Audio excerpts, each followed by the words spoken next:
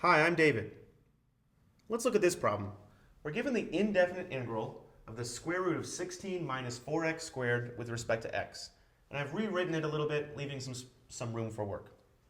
Okay, when we see an integral that looks something like this, our first thought should be, can I simplify this under the integral, or under the square root, using some sort of u substitution?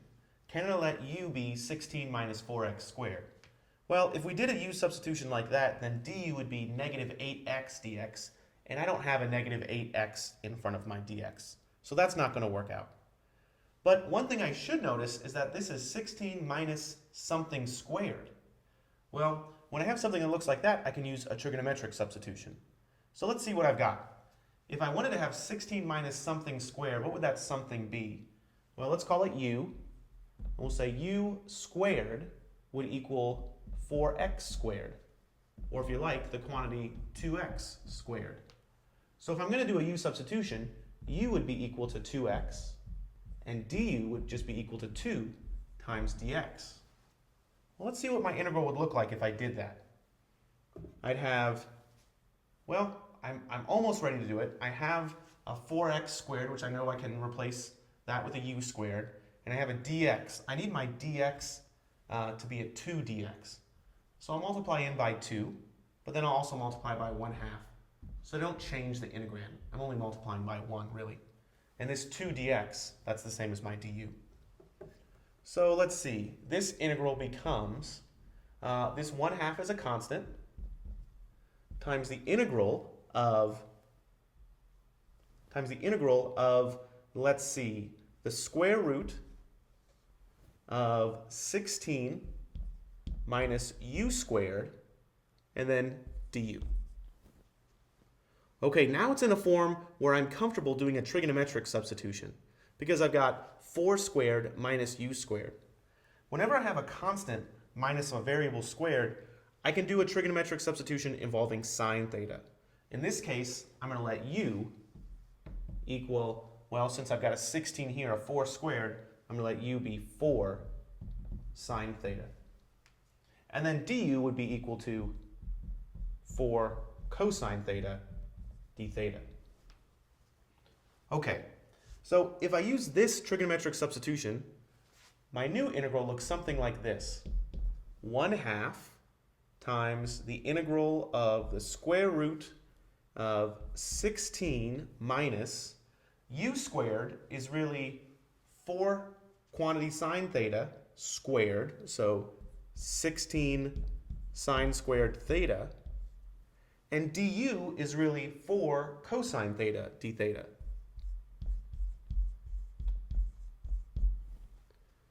Well, I can simplify this quite a bit. This inside the square root is 16 times 1 minus sine squared theta, and we know that 1 minus sine squared theta is the same as cosine squared theta. So if I rewrite this, I have the integral, well, the square root of 16 is just 4. The square root of cosine squared theta, because 1 minus sine squared theta is cosine squared theta. The square root of cosine squared theta is just cosine theta. And then I still have this 4 cosine theta d theta.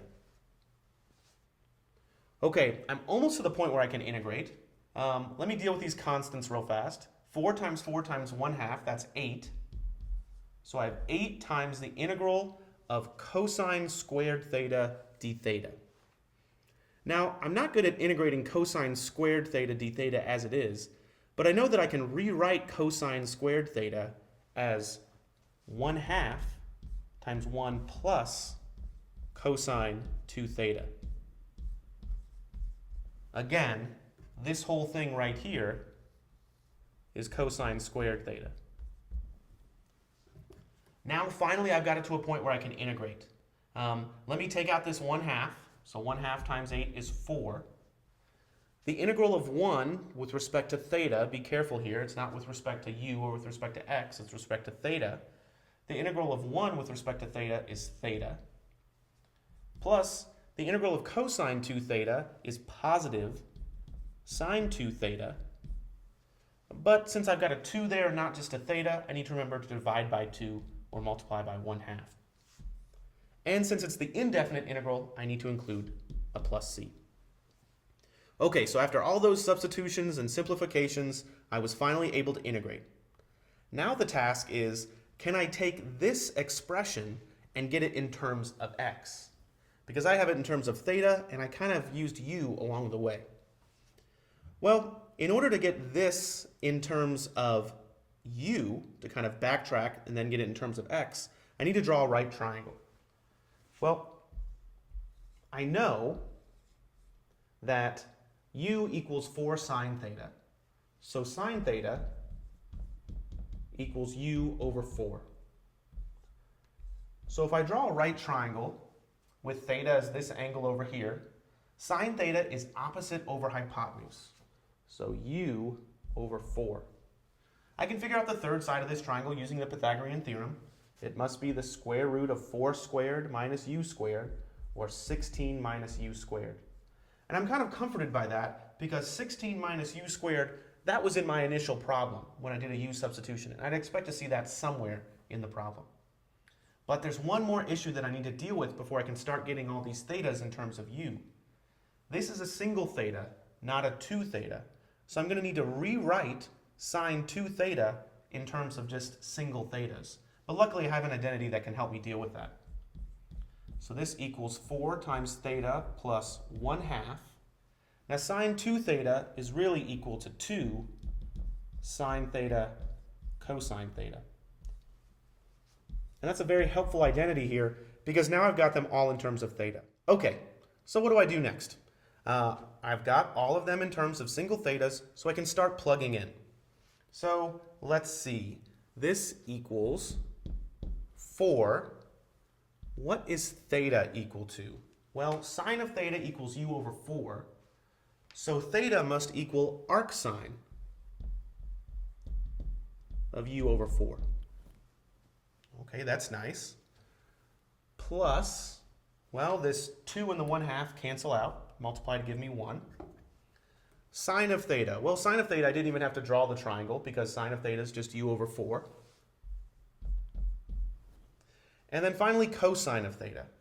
Cosine of theta, I should use my triangle. That's adjacent over hypotenuse. The adjacent is square root of 16 minus u squared.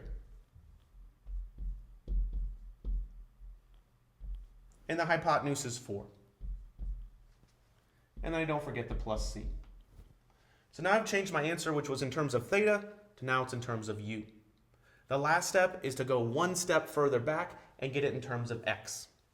So this equals 4 times arc sine of, well, u equals 2x.